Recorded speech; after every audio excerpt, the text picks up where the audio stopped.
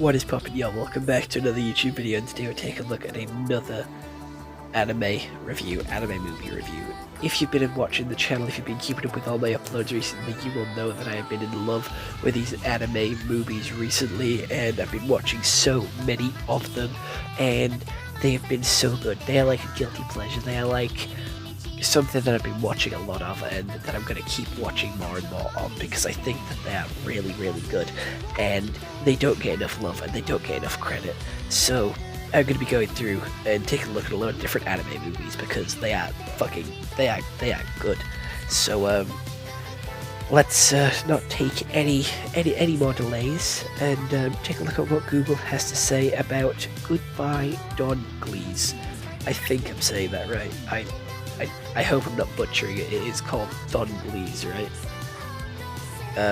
Anyway, it is a anime movie, which is an adventure drama, which is 1 hour and 38 minutes, a 6.6 out of 10 on IMDb, a 100% on Rotten Tomatoes, and a 4 out of 5 on Amazon.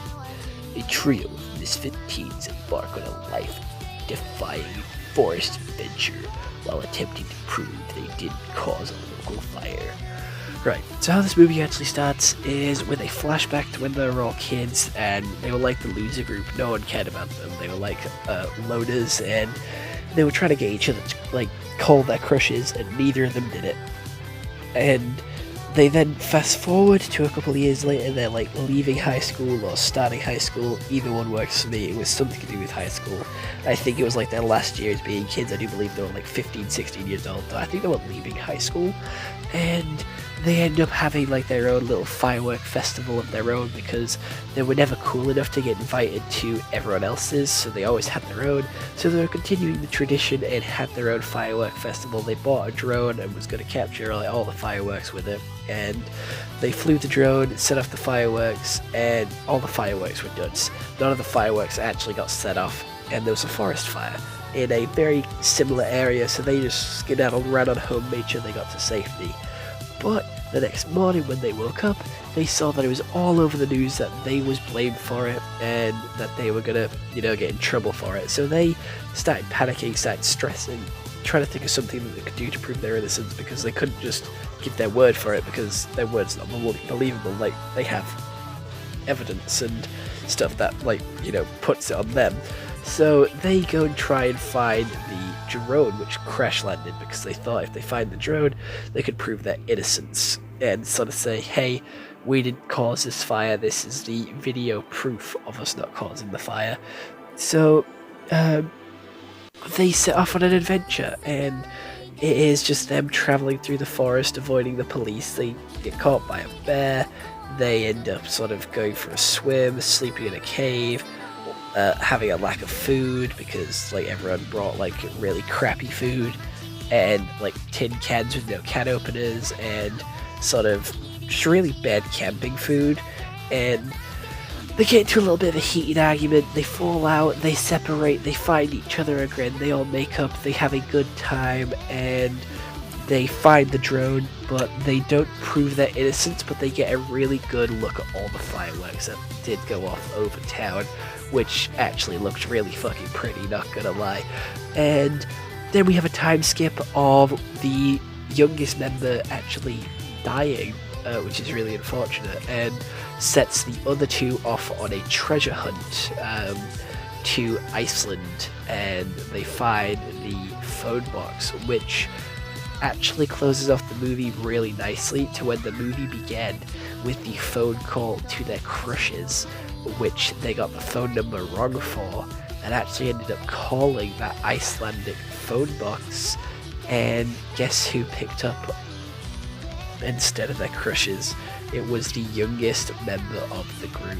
And I thought that was a really, really nice, really poetic sort of ending to the movie that just wrapped things up really nicely, brought the movie back full circle, back to the start. It was a really good story arc, a really good story beat, because all good stories end with something that brings you back to the start, ends you full circle, feels like, makes you feel satisfied with a conclusion. And this one made me feel satisfied, because we had that nice all the way, like 360 all the way back around bringing us back to the start of the movie, it was beautiful. The animation style was quite pretty. It's not as beautiful as some other anime movies that I've watched recently, but it is still really cool. It has that really unique anime design, which is specific to this movie. There was a little bit of a couple of cartoony elements there with a couple of facial expressions and a couple of like over-exaggerated poses and sort of actions that the characters were doing, and they all stood out as very iconic, with each one having a very unique character design. The youngest one had a little bit of a chameleon dinosaur hoodie on, which actually looks really fucking cool, and I want one. That is a cool ass hoodie. The oldest one looked very nerdy and very geeky, very stuck up and posh, and you can definitely tell that from how he dressed and how he presented himself, and also by his voice actor.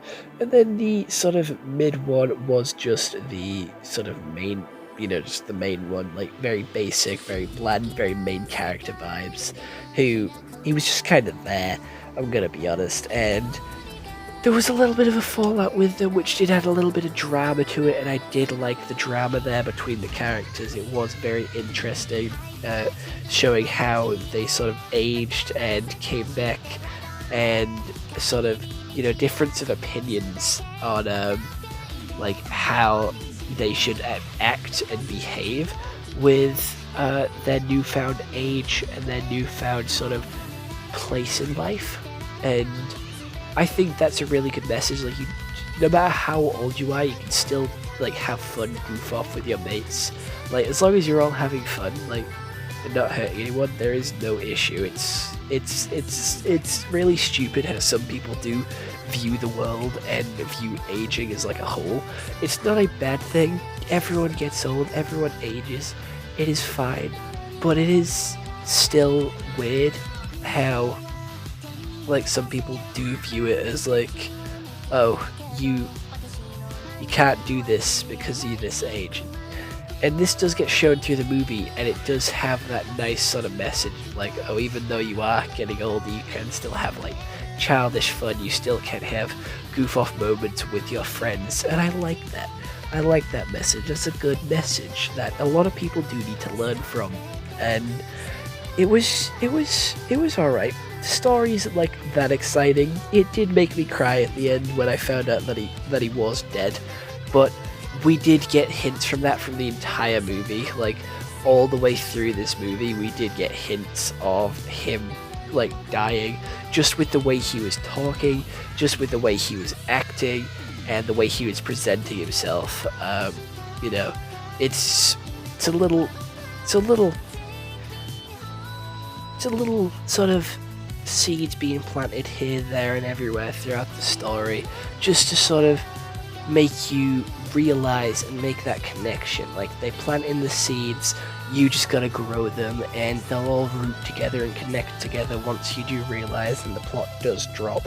However, I worked it out from the second time he mentioned something being like, it's his last adventure, the adventure's gonna end too soon, he doesn't want to end the adventure, he wants to have a good last mission. Like, he's talking like there isn't gonna be another one, and just from that you can tell that he's gonna die. And some of the characters actually work that out themselves as well. They're not stupid, they're not oblivious like most movie characters are, and that's something that I am grateful for, because I am sick of watching horror movies, and movies in general, where the characters in it are just stupid and cannot piece together the most simplest of things. So having them piece it together, but then sort of have other evidence that debunks it, sort of put it out of their mind and just believe like, oh, it's not gonna happen, it's not gonna happen to us. Having that mindset is how most people have, and again, it's subverting expectations and sort of showing you another message. Another one of these movie messages that I got from this is, don't think that you are special and stuff can't happen to you, because nothing like that happens to you. You cannot think like that, because that is not true.